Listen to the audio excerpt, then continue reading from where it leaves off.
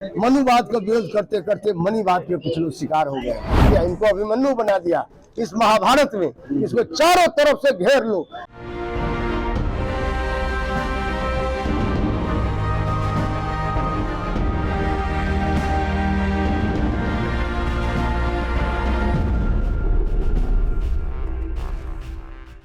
नमस्कार, capital TV Bihar देख रहे हैं आप और मैं हूं आपके साथ मुस्कान। राजद के राष्ट्रीय उपाध्यक्ष देवेंद्र यादव ने पूर्णिया में पप्पू यादव का खुला समर्थन किया।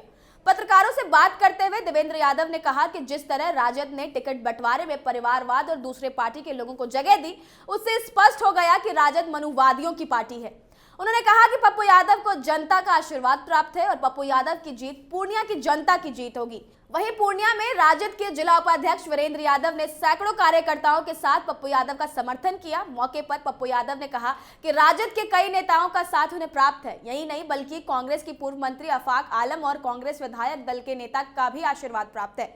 बताते चले कि देवेंद्र यादव ने कुछ दिन पहले ही पार्टी के राष्ट्रीय अध्यक्ष लालू प्रसाद को पत्र लिखकर कहा था कि लग रहा है कि राजद चुनाव नहीं लड़ रहा है, चुनाव लड़ने की औपचारिकता निभा रहा है। पार्टी के रवैये से आम लोग के बीच कई तरह की नकारात्मक चर्चाएं होने लगी हैं।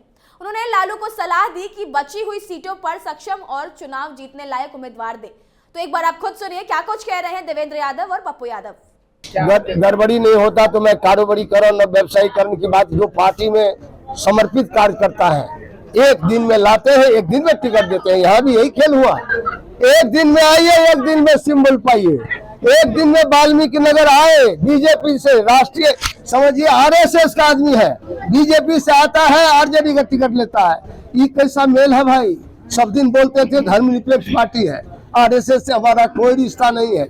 मैं अब अंत में यही दर्द के साथ कहना चाहता हूँ, मनुवाद का विरोध करते करते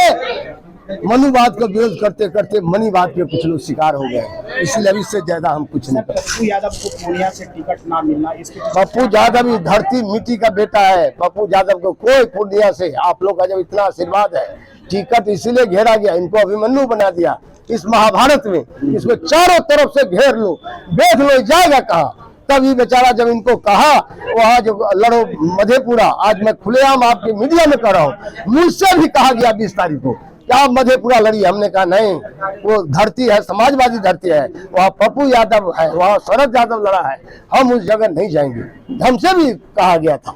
तो इस तरह से फिर पप्पू जी से कहा गया। आप इसी से समझिए पप्पू जी पर गुस्सा, इसलिए पप्पू जी स्वाभिमानी है। पप्पू जी इनका जो चेहरा सब है परिवार में, उससे ज्यादा चमक रहा है संघर्ष। ये तो अपराध है इनका।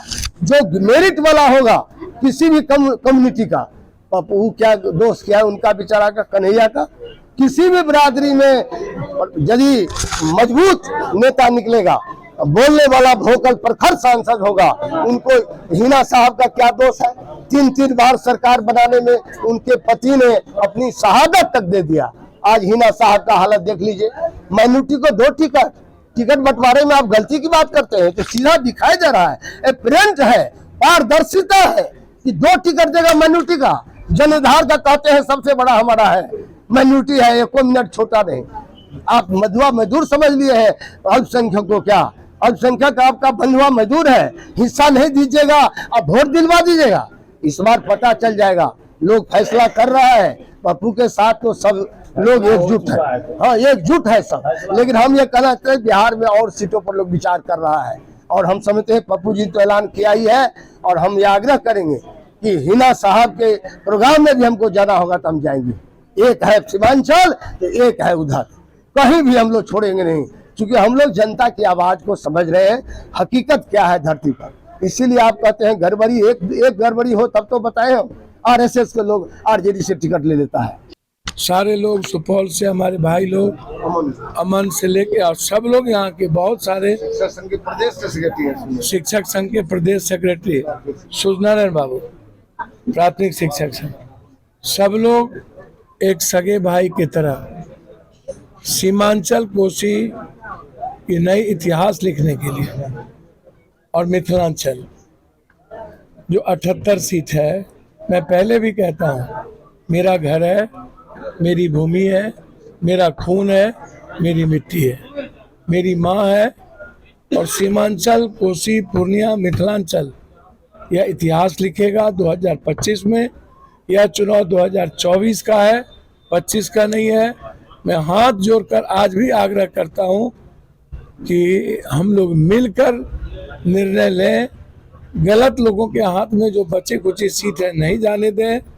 जो तीसरे, चौथे, पांचवें, छठे चरण का सीट है उस पर लालू यादव जी पुनर्विचार करें, कांग्रेस का रेस्पेक्ट करें, कांग्रेस को बड़ा भाई माने। और जहां तक इनका सानिध्य और आशीर्वाद का सवाल है, मैं हृदय से देवेंद्र बाबू का, राष्ट्रीय जनता दल के पूर्णिया जिला के सभी पदाधिकारी का, सुनायन बाबू का, अमन का, सबको हृदय से मैं अंतःकरण से धन्यवाद देता हूं कि आपने इस संकट के घड़ी, जब सबने दिल्ली पटना हमको छोड़ दिया और आप लोग जिस तरीके से बच्चे की तरह गले लगाए, यह मैं इस जीवन में एक बड़ी महाभारत की लड़ाई की सूत्रपात एक नियति ने बनाई है, उसको अंतिम तक ले जाएंगे और पूर्णिया, सीमांचल, कोसी, मिथिला को भारत का नंबर 1 बनाएंगे। पहले भी दावा करते रहे हैं कि कांग्रेस का साथ है। आज आप शकील अहमद खान साहब से भी मिले, अफक साहब से भी मिले, कांग्रेस के मुख्यमंत्री, क्या बातें हुई? मैंने ईद में हम लोग ना मिले।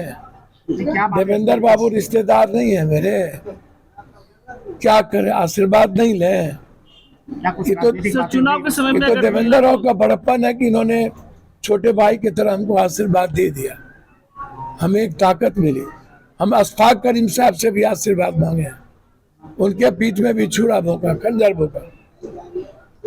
और आज शकील साहब से ईद के मौके पर उनके घर पर मुलाकात हुई। तो मिलेंगे दो नेता, वो बड़े नेता हैं, कांग्रेस के सीएलपी के लीडर हैं, बिहार के विधायक दल के सीएलपी के नेता हैं, तो निश्चित रूप से उनका स्नेह हम क्यों नहीं लेना चाहेंगे। अभी मिलेगा आशीर्वाद मिला अफाक बाबू को जी, आशीर्वाद मिला। सर आशीर्वाद तो हमको मिलता ही है। अफाक बाबू का परिवार मेरा परिवार है और हम दोनों परिवार एक है। शकील साहब और हम दोनों फैमिली एक है, तो परिवार से तो आशीर्वाद मिलेगा ही ना।